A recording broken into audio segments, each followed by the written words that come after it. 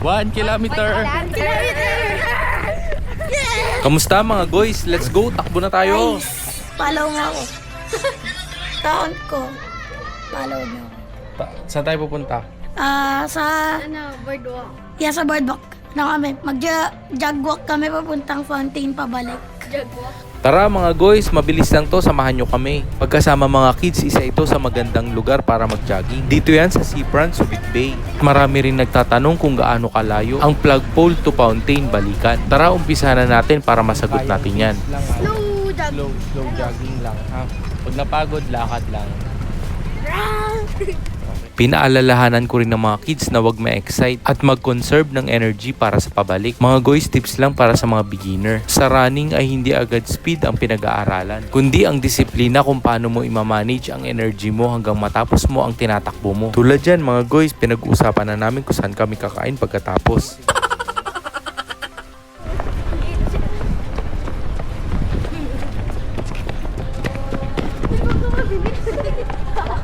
Oh. 800 meters. 1 kilometer. Yes!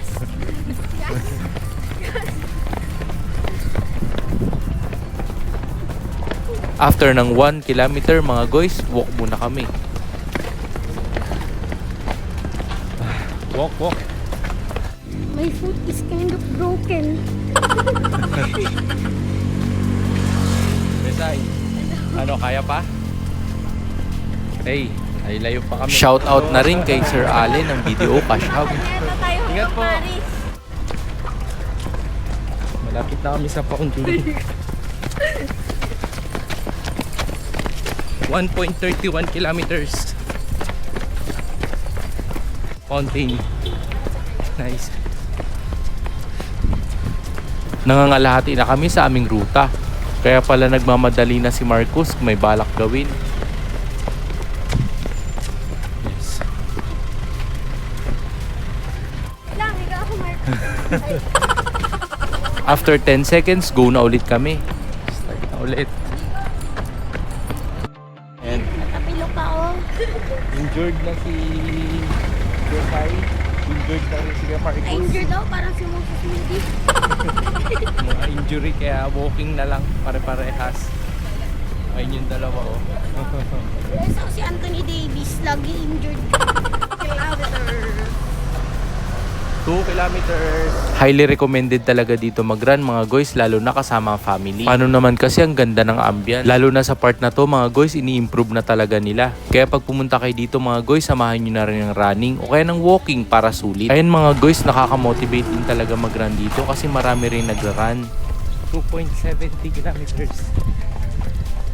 Kulang-kulang 3 kilometers pala to.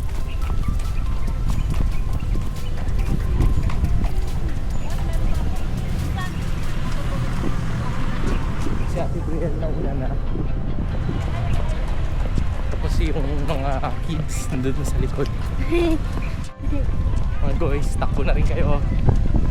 Let's go. And nakatapos na kami mga guys. Okay.